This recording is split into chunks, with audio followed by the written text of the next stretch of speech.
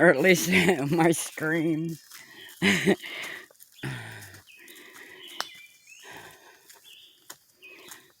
He said he wasn't going to walk back to this trail cam.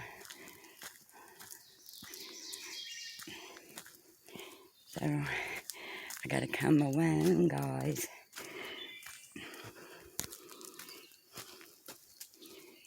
You know, I don't know about them trolls on YouTube.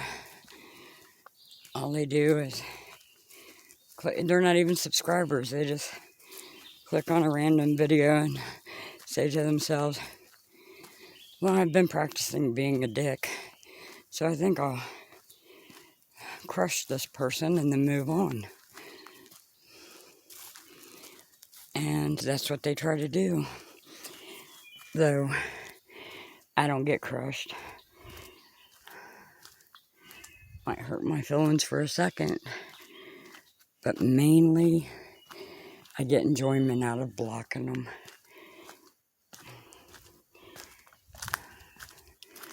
Okay.